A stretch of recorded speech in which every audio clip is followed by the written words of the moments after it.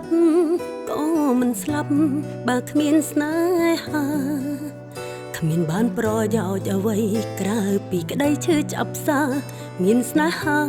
ដូចជួញទុកខ្លួនឯងដកខ្លួនចេញហើយមិនចង់បានទេសូមយកពេលមើលថែខ្លួនឯងខ្ញុំទុកខ្លួនឯងចោលយូរហើយគ្មានពេលថែគ្រប់គ្រាន់ឡើយពីមុនខ្ញុំឲ្យគ្រប់យ៉ាងដើម្បីស្នេហាធ្វើឲ្យខ្ញុំខ្លាចនឹងមានស្នេហាពាក្យសង្សារលែងចង់លឺហើយ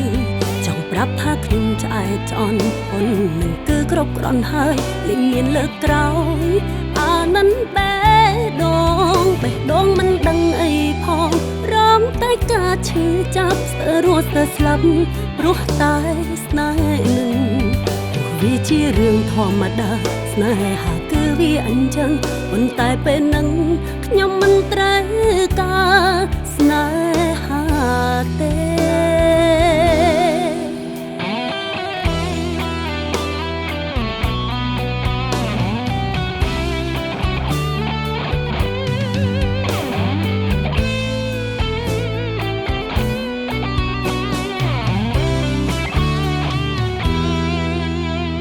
ខ្លួនចេញហើយមិនចង់បានទេ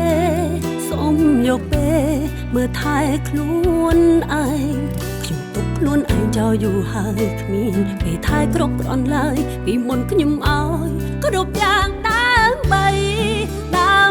ស្នេហាធ្វើឲ្យខ្ញុំខ្លាចនឹងមានស្នេហាពាក្យសង្សារលែងចង់លឺហើយ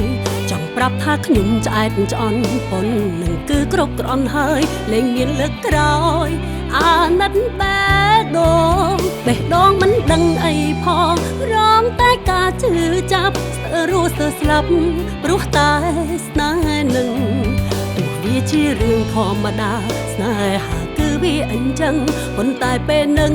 ខ្ញុំមិនត្រូវការស្នេហាទេចង់ទុំពេលឲ្យខ្លួនឯងអាយច្រើនស្រឡាញ់ច្រើនមិនខ្វល់គេទៀតឡើយមានអ្នកស្រឡាញ់យ៉ាងជាងខ្លួនយើងលោកនេះគ្មានស្នេហាពិតឡើយឈប់ធ្វើឲ្យខ្លួនលំបាកទៅស្នេហាធ្វើឲ្យខ្ញុំខ្លាចនឹងមានស្នេហាពាក្យសង្សារលែងចង់លឺហើយចង់ប្រាប់ថាខ្ញុំឆ្អែតឆ្អន់ប៉ុននឹងគឺគ្រប់គ្រាន់ហើយលែងមានលើកក្រោយអានឹងបេះដូងមិនដឹងអីផងរងតែការឈឺចាប់ស្ទើររស់ស្ទើរស្លាប់ព្រោះតែស្នេហ៍នឹងទោះវាជារឿងធម្មតាស្នេហាគឺវាអញ្ចឹងប៉ុន្តែពេលនឹងខ្ញុំមិនត្រូវការស្នេហាទេ